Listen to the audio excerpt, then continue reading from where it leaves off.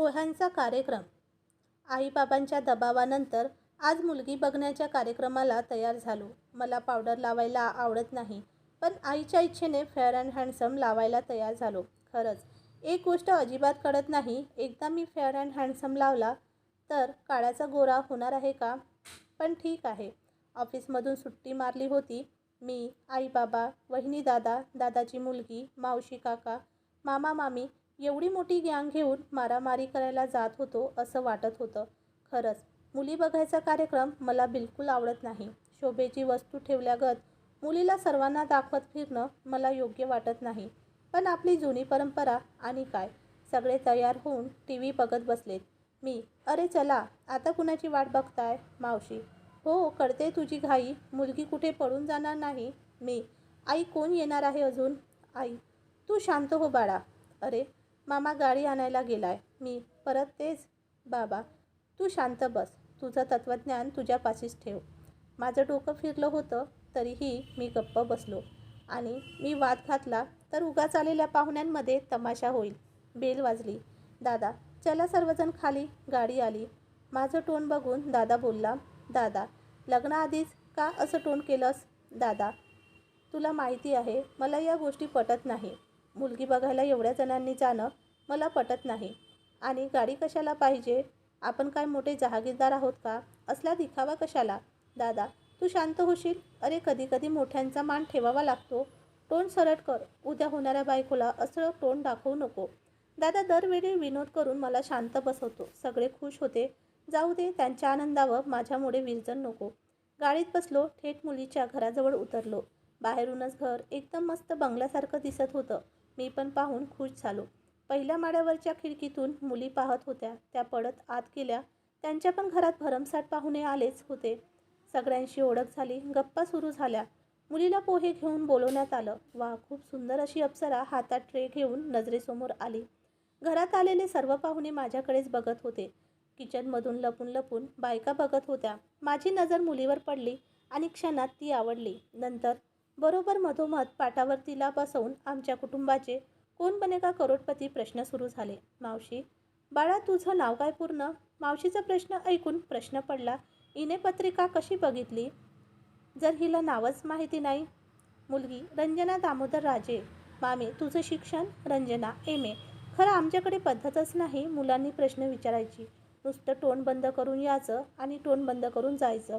काका, पुढे काय शिकायचा विचार आहे? रंजना, स्पर्धा परीक्षा, MPSC UPSC. बाबा, छान, म्हणजे सरकारी अधिकारी बनायचं स्वप्न. खूप छान. काका, तुम्हाला काय मुलाला प्रश्न विचारायचे असतील तर विचारा. मुलीचे बाबा, तुमचं ऑफिस आहे कुठे? मी, रबाडे, नवी मुंबई. मुलीचे काका, काय करता आपण?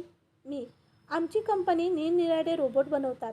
ते बनवण्यात मी मदतीचं काम करतो. प्रोजेक्ट इंजिनियर आहे. मुलीचे मामा, तुम्हाला पगार किती? मी, कंपनी छोटी आणि नवीन आहे. पगार जास्त नाही, 15,000 प्रति महिना.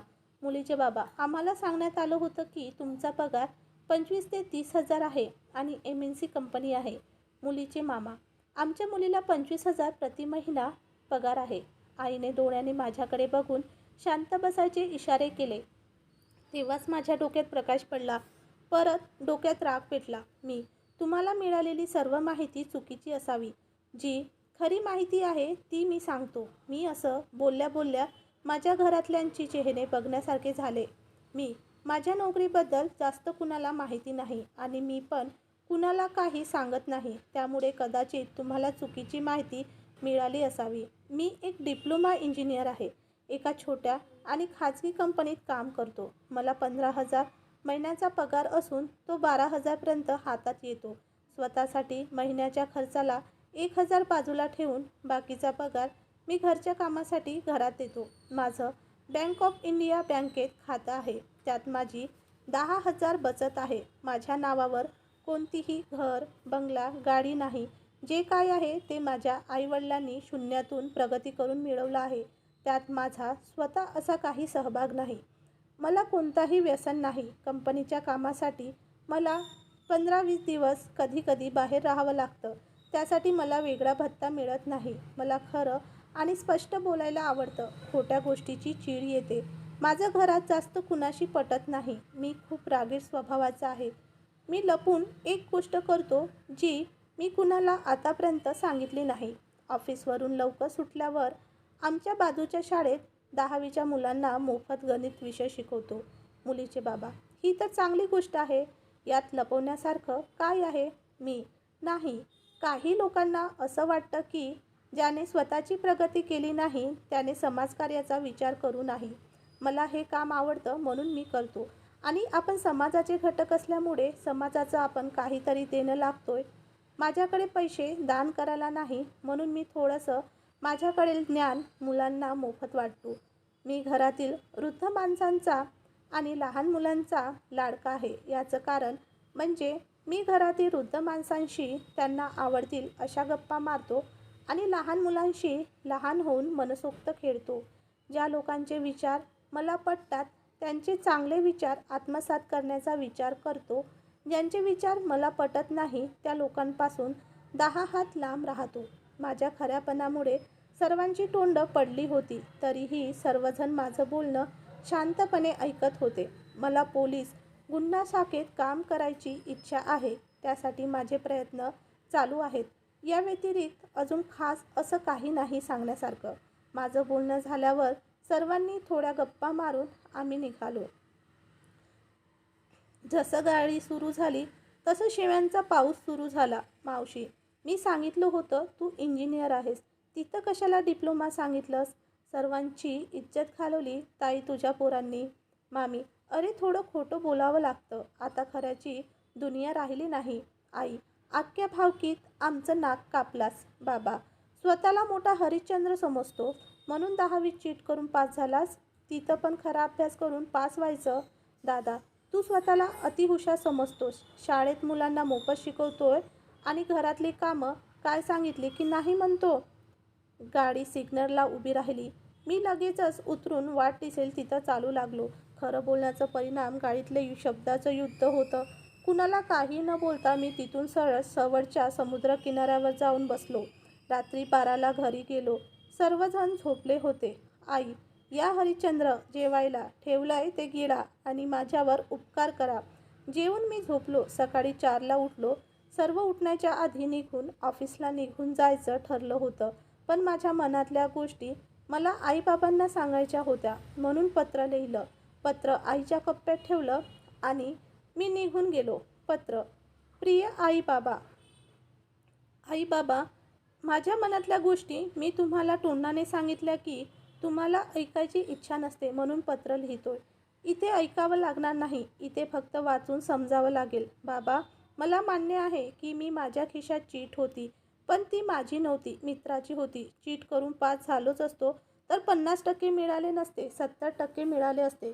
दादा बोलतो मी घरातले काम करत नाही. हो, हे खरं आहे. दिवसभर बाहेरून काम करून कंटाळून आल्यानंतर घरातली काम करण्याची इच्छा नसते. काल झालेल्या गोष्टीवर तुम्ही माझ्यावर खूप रागावले आहेत याची मला कल्पना आहे. पण जी गोष्ट मी खोटं बोलून करतो ती गोष्ट मला त्रास देत राहते. खरं बोललो की कुणाची भीती राहत नाही. मला जे आहे जसं आहे तसं स्वीकारायची सवय आहे. लहानपणी तुम्ही मला देवळात घेऊन जायचा, आठवत असेलच. आई, तेव्हा तू बोलायची की खोटं बोललो की देव कान कापतो. खरंच लहानपणी मला खरं बोलायला सांगणारी आई आता का खोटं बोलायला सांगते? चला, खरं खोटं ते बाजूला राहू दे. बाबा, तुम्हाला मध्यस्थी करून ज्या माणसाने मुलीच्या वडिलांशी भेट घालवून दिली त्याला माझी पूर्ण माहिती आहे की नाही याची खात्री का तुम्ही केली नाही? माफ करा पण हे खोटं बोलणं, खोटं वागणं मला पटणार नाही. आयुष्यभर अविवाहित जगणं जमेल पण खोटं बोलून क्षणाक्षणाला मरणं जमणार नाही. मला दुसरं काय बोलतात याकडे मी कधीच लक्ष देत नाही. सर्वजण तुमच्या शून्यातून केलेल्या प्रगतीवर जळतात. कृपया पुढच्या वेळी स्थळ बघायला मला घेऊन जाऊ नका. मला जे स्पष्ट बोलायचं आहे ते तुम्ही माझ्या वतीने मुलीच्या आईबाबांना सांगावं. माझी मुलीकडून कोणतीही अपेक्षा नाही. काळी असो, अपंग असो, अशिक्षित असो, काही फरक पडत नाही या गोष्टीचा. आपल्या नातेवाईकांना फरक पडेल, मला पडणार नाही. काकाच्या मुलाला इंजिनियर मुलगी मिळाली, मामाच्या मुलीला IPS मुलगा मिळाला, दादाला शिक्षिका वहिनी मिळाल्या म्हणून मला पण भरपूर शिकलेली सुंदर मुलगीच मिळाली पाहिजे ही अपेक्षा सोडा. प्रत्येक माणूस हुशार असतो, फक्त तो हुशार त्याचा विचार आणि अभ्यासाने ठरतो. सुंदरता आज असेल, उद्या नसणार. आपल्या यशाची किंवा प्रगतीची कधीच तुलना दुसऱ्यासोबत करू नका. आणि तरीही तुम्हाला माझे विचार पटत नसतील तर बिनधास्त बोला. मी आपल्या समोरच्या इमारतीत भाड्याने राहायला जाईन. माझ्या आता मरण्याच्या आधी 2 इच्छा आहेत. एक, जोपर्यंत मी जिवंत आहे तोपर्यंत जमेल तेवढं समाजकार्य निस्वार्थी हेतूने करत राहीन. 2, म्हणजे मला तुम्हा दोघांना खूप खुश पाहायचंय आणि ठेवायचंय आहे. नातेवाईकांच्या शब्दात तुमची इज्जत नाही. नातेवाईकांच्या शब्दाच्या जाळ्यात तुम्ही अडकू नका एवढीच विनंती. तुमचा विचित्र मुलगा. घरातून ऑफिसला आल्यापासून कुणी मला फोन पण केला नाही. कदाचित माझे विचार आईबाबांना पटले नसावेत. स्वतःच्या मनाला स्वतः समजून घातली. जाऊ दे, या वेळानंतर सगळं ठीक होईल. आईला 2दा फोन केला पण तिने उचलला नाही. ऑफिसमधून निघालो खरा, पण घरी जाण्याची इच्छाच होत नव्हती. मग काय, सरळ समुद्राशी गप्पा मारायला समुद्रापाशी बसलो. समुद्र माझं बोलणं ऐकतो आणि मला आधार पण देतो. रात्रीचे 11 वाजल्यानंतर आईचा फोन आला. आई, घरी कधी येणार आहेस? मी निघालोय, पोहोचेन अर्ध्या तासात. आई, लवकर ये, अजून कोणी जेवलं नाही. सगळे तुझी वाट पाहत आहेत. चला. आईच्या बोलण्यामुळे जीवात जीव आला. घरचं वातावरण शांत झालं वाटतं. मी घरी पोहोचलो. आईने दरवाजा उघडून आई स्वयंपाकघरात गेली. अंधार होता. कदाचित सगळे झोपले असावेत. मी बूट काढले तशी लाईट लागली. सगळ्यांनी हसत हसत टाळ्या वाजवल्या. माझं अभिनंदन केलं. मला वाटले सगळे पाहुणे गेले असतील, पण सगळे होते. आई हसत आली आणि मिठाई चारली. असं वाटलं होतं मला मोठ्या रकमेची लॉटरी लागली की काय. मी, काय झालं मामा? तुझ्या खरं बोलण्याने तुझं रंजनाशी लग्न ठरलंय.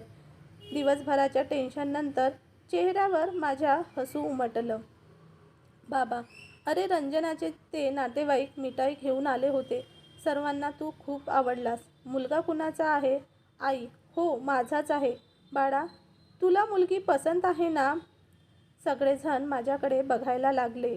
मी पण खाली बघून लाजत होकार दिला. एक शब्दात घरात रात्रीची पार्टी सुरू. काकाने सर्वांसाठी आईस्क्रीम आणले. आईबाबांनी बाजूला घेतलं मला. आई, तुझं पत्र वाचलं आणि डोळ्यात पाणीच आलं. आम्हाला भीती वाटत होती की तुझं लग्नाचं काय होते, पण लग्न ठरत नव्हतं. एकदा 28 पार झालं की लग्न होत नाही. बाबा, खरं बोलणाऱ्याला लोक खूप त्रास देतात, पण सगळं ठीक झालं आणि आम्हाला सोडून जायची गोष्ट परत करू नकोस. आता आम्ही म्हातारे झालोय. थोडा त्रास देणारच ना? मी, माफ करा बाबा, नाही जाणार कुठेच. आयुष्य असंच आहे. तुमच्या आयुष्यात पण कठीण प्रसंग येत राहतील. तुम्ही निराश व्हाल. सगळं सोडून जावंसं वाटेल, पण तरीही फक्त संयम ठेवा आणि वेळ जाण्याची वाट बघा.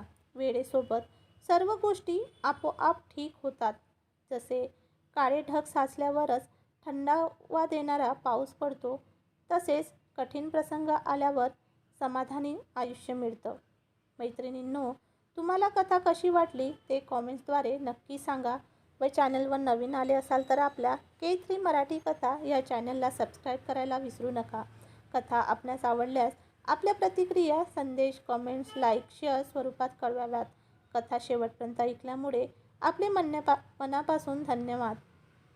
सबस्क्राईब माय चॅनल K3 मराठी कथा. थँक्यू.